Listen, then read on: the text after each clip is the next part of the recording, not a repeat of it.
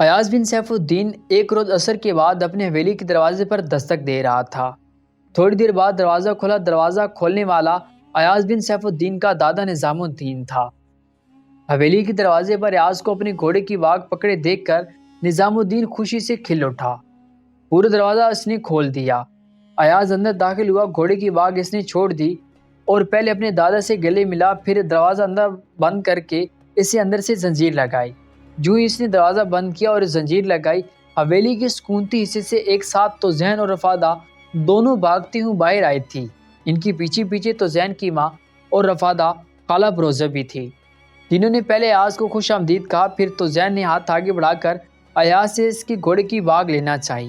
اس پر سوالی انداز میں ایاز نے توزین کی طرف جب دیکھا تب توزین مسکراتے ہوئے بولی، آپ سب سے ملیں، دادی باہر آ گئی ہے۔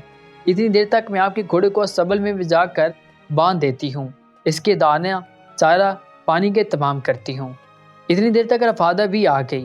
وہ بھی آگے بڑھی اور گھوڑے کی واگ پکڑ لی۔ گھوڑے کو میں استبل لے کے جاؤں گی۔ ایاز مسکراتے ہوئے باری باری توزین اور رفادہ کی طرف دیکھنے لگا، پھر کہنے لگا، تم دونوں حویلی کے اندر جاؤ، گھوڑے کو میں خود باندھ کر آتا ہوں۔ اس لیے کہ یہاں تک کہتے کہتے ایاز رک گیا، اس لیے کہ اس کی دادی ایسر ابھی باہر نکل آئی تھی۔ گلے لگا کر اس نے ایاز کو پیار کیا، پھر شکوہ بھرو آواز میں کہنے لگی، میرے بچے بہت دیر لگا کر آتے ہو، جلدی جلدی چکر لگایا کرو، ہمیں تمہارا بہت انتظار کرنا پڑتا ہے۔ اس موقع پر توزین نے اپنی بات پر زور دیتے ہوئے ایاز کو مخاطب کیا، آپ گھوڑے کی واگ تو چھوڑ دیں، دادی سے مل لیں۔ توزین کی ان الفاظ کا جواب ایاز دینا ہی چاہتا تھا کہ بروزہ بولی اور کہنے لگی، بیٹے یہ تمہارے گھوڑے کی واگ نہیں چھوڑیں گی، گھوڑا انہیں دے دو، یہ خود باندھ کر آئیں گی، ویسے بھی یہ بہترین انداز میں گھوڑوں کی دیکھ بھال کرتی ہیں۔ بابا جب حویلی کے اندر سے زنجیر لگا دیتے ہیں پھر یہ باہر نکلتی ہیں، اس وقت جو گھوڑے استبل میں ہیں ان کی دیکھ بھال یہی کرتی ہیں، اور دادا کے کہنے پر جب لوگ دانا اور چارہ استبل میں رکھ جاتے ہیں ان کی آمد پر یہ حویلی کے اندر چلی جاتی ہیں۔ بیٹے گھوڑے کی واگ انہیں دے دو، یہ چھوڑیں گی نہیں۔ ایاز نے گھوڑے کی واگ چھوڑ دی تو زین اور رفادہ دونوں مسکراتے ہوئے واگ پکڑے گھوڑے کو استبل کی طرف لے گئی تھی۔ گھوڑے کی زین سے تو زین نے پھر بستر کھولا۔ اتنی دیر تک گھوڑے کی زین کے ساتھ جو خرجین بندھی ہوئی تھی وہ رفادہ نے اتار لی۔ زین اور دانا اتار کر دونوں نے پہلے گھوڑے کو پانی پلایا، پھر اسے کھونٹے کے ساتھ باندھ کر چارہ ڈال دیا تھا، پھر دونوں حویلی کے اندرونی حصے کی طرف گئی تھی۔ اتنی دیر تک نظام الدین، ایسر اب ایاز اور بروزو چارہ حویلی کی دیوان خانے میں جا کے بیٹھ گئے تھے۔ وہ دونوں بھی دیوان خانے میں داخل ہوئی تو زین نے جو بستر گھوڑے کی زین سے کھولا تھا وہ ساتھ والے کمرے میں رکھی تھی، جبکہ رفادہ نے جو گھوڑے کی زین سے خرجین اتاری تھی وہ لا کر جب اس نے ایاز بن سیف الدین کی گود میں رکھی تو رفادہ کی طرف دیکھتے ہوئے ایاز کہنے لگا، رفادہ یہ دادا کو دے دو۔ رفادہ نے وہ خرجین نظام الدین کی گود میں رکھنا چاہی، تب تو زین اسے مخاطب کر کے کہنے لگی، رفادہ خرجین میں ان کے کپڑے بھی ہیں، وہ پہلے نکال لو۔ اس پر ایاز چونکا اور کہنے لگا، کپڑے بھلے بڑی خرجین میں رہنے دو، لیکن بڑی خرجین کے اندر ایک چھوٹی خرجین ہے، نکال کر دادا کو دے دو۔ رفادہ نے یہ وہ خرجین نظام الدین کو دے دی۔ پھر رفادہ کہنے لگی، میں یہ کپڑا طہارت خانے میں رکھتی ہوں، تھوڑی دیر بعد انہیں دھو لیں گے۔ رفادہ کے ان الفاظ کے جواب میں غور سے اس کی طرف دیکھتے ہوئے ایاز کہنے لگا، تم دونوں بہنیں کیوں زحمت کرو گی؟ دیکھو ہم کئی سال سے گھر کے 3 افراد ہیں، میں، دادا اور دادی۔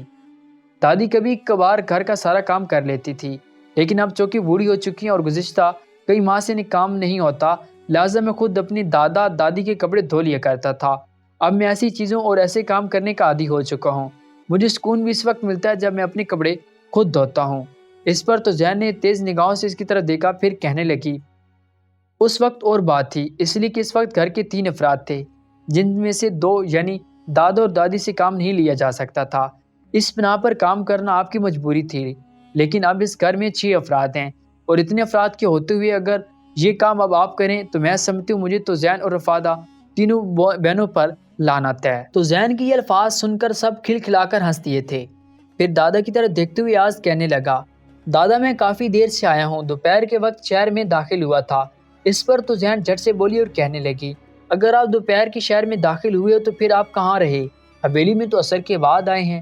اس پر ایاز بولا اور کہنے لگا، میں ساتھ والی حویلی میں سلطان برقیہ روگ کے والدہ زبیدہ خاتون کی طرف گیا ہوا تھا، ان کے پاس کافی دیر تک بیٹھا رہا، وہ مجھے ماں ہی کا پیار دیتی ہیں، ان کے لیے سلطان نے کچھ سامان بھیجا تھا اور کچھ پیغامات بھی تھے جو میں نے انہیں پہنچائے، اور ان کے پاس بیٹھ کر میں ادھر چلا آیا۔ تو زین کی کوئی بات یاد آئی، ایک دم اپنی جگہ سے اٹھی اور کہنے لگی، میں اور رفادہ دونوں پاگل ہیں، یہ آپ کے پاس دیوان خانے میں آ کے بیٹھ گئی ہیں اور آپ کو پانی تک نہیں پوچھا۔ اس موقع پر رفادہ اٹھی اور کہنے لگی، تو زین تم بیٹھو، میں ان کے لیے مشروب بنا کر لاتی ہوں۔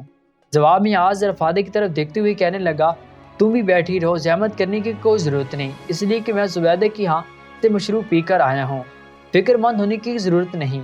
ایاز کے یہ الفاظ سن کر رفادہ بھی بیٹھ گئی تھی۔ ایسے رب کچھ دیر تک بڑے پیار سے ایاز کی طرف دیکھتی رہی، پھر کہنے لگی، میں اور بروزہ 2-3 بار بازار گئی تھی، تو زین اور رفادہ بروزہ کے علاوہ اپنے اور تمہارے دادا کے لیے کافی کپڑے خریدے ہیں۔ بروزہ نے ہم تینوں کو اپنا مقروض کر دیا ہے۔ جتنی بار بازار سے سامان خریدنے کے لیے گئے، ساری ادائیگی بروزہ اپنے پاس سے کرتی رہی۔ میں نے اسے بڑا کہا اور سمجھایا، لیکن یہ نہیں مانتی۔ جب بھی میں اسے کہتی تھی کہ تمہارا خرچ نہیں بنتا، تب یہ کہتی تھی، اس کا مطلب یہ ہے کہ آپ مجھے تو زین اور رفادہ تینوں کو اس گھر میں مہمان سمجھتی ہیں اور گھر کے افراد خیال نہیں کرتی۔ بس اس کے یہ الفاظ سن کر میں چپ ہو جاتی تھی۔ دادی پریشان ہونے کی ضرورت نہیں ہے، اس لیے کہ ایاز کو رک جانا پڑا کیونکہ نظام الدین بول اٹھا اور کہنے لگا، ایاز میرے بیٹے، گھر کے سارے اخراجات کی ذمہ داری اب بروزہ پر پڑتی ہے، لہٰذا گھر کا مرکزی کردار بھی یہی ہوگی۔ پھر نظام الدین نے تزین کی طرف دیکھا اور کہنے لگا، تزین میری بچی، تو میرے پاس آ۔ تزین اپنی جگہ سے اٹھی اور نظام الدین کے سامنے جا کھڑی ہوئی۔ نظام الدین نے وہ خرجان جو تھوڑی دیر پہلے رفادہ نے اسے دی تھی تزین کو دی اور کہنے لگا، میری بچی نقدی، یہ خرجین جا کے اپنی ماں کو گود میں رکھو۔ آج سے گھر کی جس قدر اخراجات ہیں یا بازار جا کر جو خریداری ہوتی ہے، اس کے اندازہ بروزہ کرے گی اور اس نقدی سے ہی کرے گی۔ اس موقع پر تزین نے کچھ کہنا چاہا تھا، پھر نظام الدین نے اپنے ہونٹوں پر انگلی رکھی اور کہنے لگا، پوتیاں دادے کے سامنے اس معاملات میں نہیں بولتی۔ تزین خاموش ہوگی، پلٹی اور وہ خرجان اپنی ماں بروزہ کی گود میں رکھتی تھی۔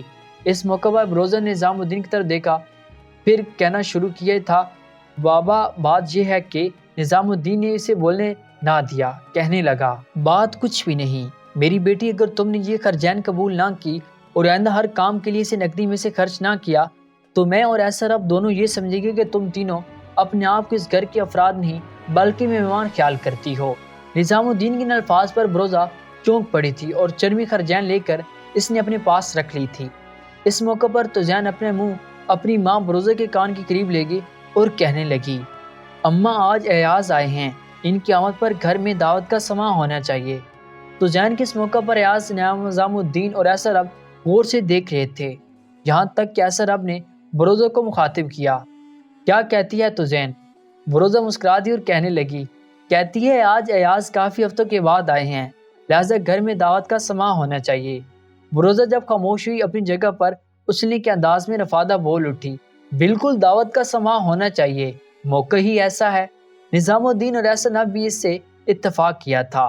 اس پر ایاز بولو اور تزین اور رفادہ کو مخاطب کر کے کہنے لگا، اگر واقعی تم دونوں بہنیں ایسا کرنا چاہتی ہو تو پھر جو سامان تم چاہتی ہو وہ مجھے لکھ کر دے دو، میں بازار جاتا ہوں، وہاں سے وہ سامان لے آتا ہوں۔ اس پر تزین سنجیدہ ہو گئی اور ایاز کی طرف دیکھتے ہوئے کہنے لگی، آپ انتہائی لمبا سفر طے کر کے آئے ہیں، تھکی ہوئی ہوں گے، اور اس موقع پر اگر ہم آپ کو بازار بھیج دیں تو یہ زیادتی ہوگی، چلو دعوت کل کر لیں گے۔ ایاز اپنی جگہ سے اٹھ کھڑا ہوا، کہنے لگا، نہیں، دعوت یہ تمام آج ہی ہوگا، تم دونوں بہنیں اٹھو اور جو چیز منگوانی ہے مجھے لکھ دو۔ اس موقع پر تزین پھر بولی اور ایاز کی طرف دیکھتے ہوئے کہنے لگی، ایسا ہم ایک شرط پر کریں گی۔ ایاز نے اس بات میں گردن ہلا دی، کہو کیا شرط ہے؟ اگر ماننے والی ہوئی تو میں ضرور مانوں گا۔ تزین کہنے لگی، میں اور رفادہ دونوں بہنیں وہ کپڑے سی کر رکھے ہوئے ہیں جو تمہاری دادی اور ہماری اماں دادا اور آپ کے لیے لائی تھی۔ میری شرط یہ ہے کہ پہلے آپ نے طہارت خانے میں جا کر نہائیں، اتنی دیر تک رفادہ آپ کے لیے ایک اچھا سا لباس نکالتی ہیں، وہ پہنے، اس کے بعد بازار جائیں۔ ایاز مان گیا، طہارت خانے کی طرف چلا گیا۔ جب وہ نکلا تو رفادہ نے اسے نیا لباس دیا۔ کپڑے تبدیل کرنے کے بعد جب دیوان خانے کی طرف آیا تو زین نے اسے ایک کاغذ تھما دیا اور کہنے لگی، اس میں ساری چیزیں لکھی ہیں جو منگوانی ہیں، کاش میں اور رفادہ آزادی کے ساتھ شہر جا سکتی تو ہم دونوں اس موقع پر آپ کے ساتھ جاتی اور آپ کے ساتھ سامان اٹھا کر لاتی۔ اس موقع پر ایاز نے باری باری تیز نگاہوں سے دونوں کی طرف دیکھا، پھر کہنے لگا، تم کبھی اس موضوع پر سوچنا بھی مت، حویلی سے تم دونوں نے نکلنا ہی نہیں ہے، ہاں اگر بہت زیادہ ضرورت ہو ناگہانی صورت پیش آ جائے تو پھر اپنا جسم اپنا چہرہ ڈھانپ کے نکلنا۔ خصوصیت کے ساتھ تم دونوں بہنوں کی آنکھیں نظر نہیں آنی چاہیے، نہ چہرہ دکھائی دینا چاہیے۔ تو زین اور رفادہ مسکراتے ہوئے مان گئی۔ پھر ایاز حویلی سے نکلا، بروزہ اس کے ساتھ گئی اور ایاز کے جانے کے بعد بروزہ نے دروازے کے اندر سے زنجیر لگا دی تھی۔ ایاز بن سیف الدین جلدی سارا سامان لے آیا اور تو زین، رفادہ اور بروزہ نے مل کر شاندار دعوت کا اہتمام کیا۔ اس طرح ایاز بن سیف الدین اپنی حویلی میں اپنے دادا، دادی، تو زین، رفادہ اور بروزہ کے ساتھ چند دن نہیں قیام کیا ہوگا کہ ایک روز سب دیوان خانے میں بیٹھ کر گھریلو موضوع پر گفتگو کر رہے تھے کہ حویلی کے صدر دروازے پر دستک ہوئی تھی۔ دستک سن کر ایاز اپنی جگہ سے اٹھ کھڑا ہوا، دیوان خانے سے نکلا اور باہر نکل گیا تھا۔ جب ایاز بن سیف الدین کو واپس آنے میں دیر ہوئی تب بروزہ فکر مندی سے اٹھی۔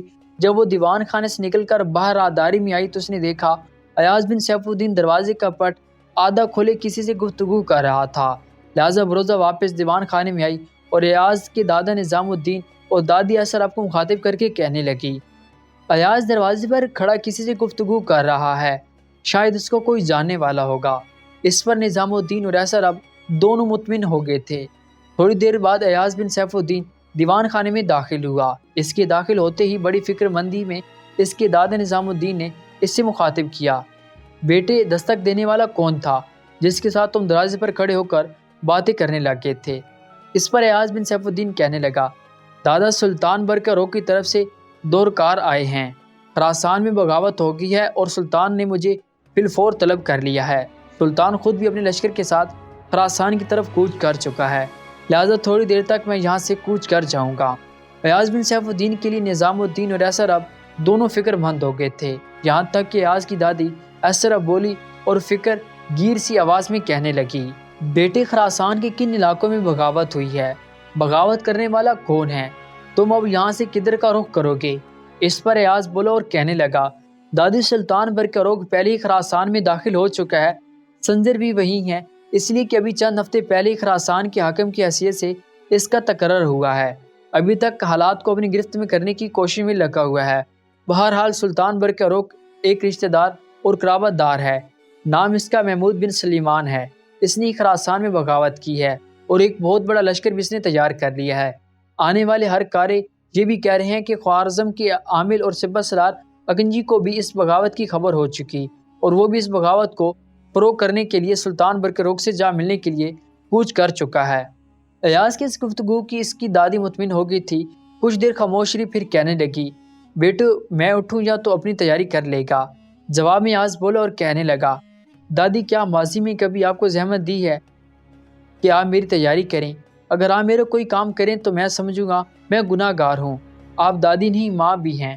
جہاں سلطان برقرار کی والدہ نے میری دیکھ بھال کی وہاں میری پرورش اصل میں آپ ہی ماں بن کر کی، لہٰذا اس وقت جب کہ آپ بڑھاپا طاری ہے میں آپ سے کام لوں تو میں کیا ایک اچھا انسان کہلاؤں گا؟ ایاز کی یہ الفاظ سن کر اس کی دادی اسرا اب مسکرا دی۔ اس موقع پر بروزہ بول اٹھی اور اسرا کو مخاطب کر کے کہنے لگی، اماں ہمارے ہوتے ہوئے آپ ایاز کا کام کیوں کریں گی؟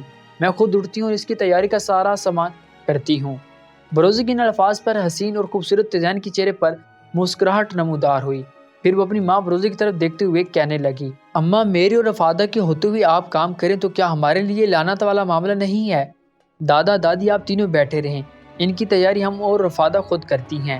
اس کے ساتھ ہی دونوں وہ اٹھ کھڑی ہوئیں، پھر دروازے کی طرف بڑھتے ہوئے تو زین ایاز بن سیف الدین کی طرف دیکھتے ہوئے کہنے لگی، میری آپ سے گزارش ہے آپ دیوان خانے سے باہر نہیں آئیں گے، دیوان خانے میں ہی دادی دادا اور اماں کے پاس بیٹھیں، جب ہم آپ کی تیاری مکمل کر چکیں گی تب آپ کو آواز دیں گی، آپ آ کر دیکھ لینا۔ نظام الدین اسرا اور بروزہ نے بھی اس سے اتفاق کیا تھا، لہٰذا آگے بڑھ کر ایاز اپنے دادا نظام الدین کے پاس بیٹھ گیا تھا۔ کافی دیر گزر گئی یہاں تک کہ توزین دیوان خانے کی طرف دروازے پر نمودار ہوئیں اور ایاز کو مخاطب کر کے کہنے لگی، آپ باہر آئیے اور اپنا سارا سامان اور اپنی تیاری کا جائزہ لیں۔ توزین کے ان الفاظ پر ایاز ہی نہیں اس کا دادا دادی اور بروزہ بھی مسکراتے ہوئے اٹھ کھڑے ہوئے تھے۔ چاروں جب دیوان خانے سے باہر نکلے تب سب نے دیکھا رفادہ اس وقت ایاز کے گھوڑے کی باگ پکڑے استبل کے قریب کھڑی تھی۔ چاروں توزین کے ساتھ استبل کی طرف بڑھے، گھوڑے کے پاس جا کر توزین رکی، رفادہ تو پہلے طرح گھوڑے کی باگ پکڑے رہی۔ توزین ایاز کو مخاطب کر کے کہنے لگی، آپ کے گھوڑے پر زین ڈال دی گئی ہے، بستر بھی زین کے ساتھ باندھ دیا گیا ہے، घोड़े के साथ जो दोनों तरफ आप बड़ी खरजैनें बांधते हैं वो भी बांधी जा चुकी हैं और एक खरजैन में आपके लिए ज़ाद रहा इसी में कुछ फल डाल दिए हैं। पानी का मशकीज़ा भी भर के जहन के साथ बांध दिया गया है। इसके अलावा सबल में जो आपके घोड़े की जहन से कुल्हाड़ा और नेज़ा बांधा जाता था वो भी मैंने और रफादा ने बांध दिए हैं। पहले आप अपने सारे सामान का जायज़ा लें, इसके बाद बताइए मज़ीद आपको क्या चाहिए। और हाँ, खुराक का तोबर भी भर दिया है। अयाज ने मुस्कुराते हुए सारी चीज़ों का जायज़ा लिया, फिर तशक्कर के अंदाज में एक निगाह बारी बारी तुज़ैन और रफादा पर डाली और कहने लगा, मैं तुम दोनों का बेहद शुक्रगुजार हूँ कि तुमने मेरी सारी तैयारी का इत्माम उम्दा तरीके से कर दिया है। मैं अपने कमरे में जाता हूँ, जंगी लिबास पहन कर आता हूँ, फिर यहाँ से कूच करता हूँ। सब सबल के पास खड़े रहे। अयाज तकरीबन भागते हुए अपने कमरे की तरफ चला गया। थोड़ी देर बाद जब वो लौटा जंगी लिबास पहन कर आया, पहले अपने दादा के पास आया, इसे गले लगाकर मिला। इसके बाद दादी की शाने पर सर रखा और कहने लगा, दादी आप और दादा दोनों मेरी कामयाबी और मेरी कामरानी के लिए दुआ कीजिएगा। जवाब में असर अपने बड़े प्यारे अंदाज में इसकी पीठ पर हाथ फेरा, फिर कहने लगी, बच्चे मेरे पास तेरे अलावा रह ही क्या गया है जिस पर मैं फ़ख्र कर सकूं। एक तू ही तो है मेरे बच्चे जिसके लिए मैं हरदम दुआएं मांगती हूँ। तेरे लिए दुआएं नहीं मांगूँ तो दुनिया में और कौन है मेरे बच्चे जिसके लिए तेरी दादी दुआ मांग सकती है। ऐसा अब इस अलहदा होने के बाद अयाज ने बरोज़े की तरफ देखा और इसके करीब और कहने लगा, आप मेरी माँ की जगह हैं। तो जैन और रफादा नौजवान हैं, अभी ये शबाब में दाखिल हो रही हैं। ये उम्र बड़ी जुस्तजू की है, आप इनका ख्याल रखिएगा। बगैर पर्दे और बगैर चेहरा ढांपे इन्हें बाहर ना निकलने दीजिएगा। आप जानती हैं इनके लिए बाहर किस कदर खतरात हैं। आप तीनों मेरी कामयाबी के लिए दुआ कीजिएगा। अयाज बिन सैफुद्दीन की अल्फाज के जवाब में बरोज़ा कुछ कहने वाली थी कि तो जैन पहले ही बोल उठी और कहने लगी, जो अल्फाज इससे पहले दादी कह चुकी हैं वही अल्फाज हम भी दोहराती हैं। हमारी ख्वाहिश और दुआ है कि आप अपने लश्कर के साथ जिस सिमत का रुख करें, कामयाबी और कामरानी आपका कदम बोसी करें। अयाज ने मुस्कुराते हुए तो जैन और रफादा बरोज़ा का भी शुक्रिया अदा किया। इसके बाद रफादा के करीब आया और मदम सी आवाज़ में कहने लगा, रफादा तुम्हारा शुक्रिया, तुम काफ़ी देर मेरे घोड़े की बाग पकड़े खड़ी हो। इसके साथ ही इसने रफादा से घोड़े की बाग ले ली और हवेली के सदर दरवाजे की तरफ हो लिया। वो पांचों भी इसके साथ हो लिए थे। दरवाजे के करीब जाकर अयाज रुक गया, फिर बारी बारी इसने तुज़ैन और रफादा की तरफ देखा और कहने लगा, मैं दरवाज़ा खोलने लगा हूँ। दरवाज़ा खोलने से पहले तुम दोनों बहनें हवेली के अंदर चली जाओ। इस पर तुज़ैन हल्की से मुस्कुराहट में कहने लगी, आप हमें हवेली के अंदरूनी हिस्से की तरफ क्यों भेजना चाहते हैं? मैं और रफादा जानती हैं हमें इस मौके पर क्या करना है। देखिए, हम दरवाजे के सामने नहीं आएंगी। जब आप दरवाज़ा खोलेंगे तो हम दोनों दरवाजे के पट के पीछे हो जाएंगी। अयाज मान गया, लिहाजा इसने दरवाज़ा खोला, हाथ हिलाकर सबसे अलविदा किया, अपने घोड़े पर सवार हुआ। जब वो अपने घोड़े को एड़ लगाते हुए ज़रा फासिले पर चला गया, तब बरोज़े ने हवेली का सदर दरवाज़ा अंदर से बंद करके जंजीर लगा दी थी। फिर वो पांचों दीवान खाने की तरफ रुख कर गए थे। अपने घोड़ों को सर पर दौड़ाता हुआ अयाज बिन सैफुद्दीन एक रोज़ खुरासान में कायम सुल्तान बरकरों के पड़ाव में दाखिल हुआ। सुल्तान तक इसके आने की खबर हो गई थी, लिहाजा सुल्तान इसी वक्त इसे तलब कर लिया था। जब वो सुल्तान के खैमे में दाखिल हुआ तो सुल्तान उस वक्त अपने खैमे में अकेले था। अपनी जगह से उठकर सुल्तान बरकरों ने इसे गले लगाया, फिर अपने करीबी बिठाया और कुछ देर तक सुल्तान बरकरों को अपनी माँ जुबैदा और अयाज बिन सैफुद्दीन के दादा दादी के मुतालिक पूछता रहा, इनकी खरिया दरियाफ्त करता रहा। इसके बाद सुल्तान असल मौजू की तरफ आया और कहने लगा, महमूद बिन सुलेमान ने बगावत कर दी है। मैं इसे अच्छा इंसान समझता था और ये ख्याल करता था कि वो हमारे ख़ानदान का मुखलिस और जानिसार, लेकिन ऐसा नहीं है। इसने बगावत करके मेरी बड़ी दिल शिकनी की है, लिहाजा से सख्त सज़ा मिलनी चाहिए। मैं तुम्हारी आमद से पहले इसके खिलाफ हरकत में आना नहीं चाहता था। तुम्हारी दूसरी साथी सलारों ने मुझे मशवरा दिया कि महमूद बिन सुलेमान से टकरा जाना चाहिए, लेकिन मैंने भी कहा कि मुझे अयाज की आमद का इंतज़ार है। वो आएगा और इसकी काम की इब्तिदा करेंगे। अब बोलो तुम कब हरकत में आ सकते हो? महमूद बिन सुलेमान यहाँ से 10 मील के लगभग अपने लश्कर के साथ पड़ाव किए हुए है। फिर इसके साथ इसकी बगावत की इत्तला मेरे भाई संजर को भी हो चुकी है। गो संजर ने अभी तक खरासान में अपने कदम नहीं जमाए और सारे इलाकों को नज़्म नसक अभी तक अपने हाथ में लेकर उसे अपनी मर्जी के मुताबिक चला नहीं सका है। ताहम मुझे उम्मीद है कि महमूद बिन सुलेमान के खिलाफ वो भी हरकत में आएगा।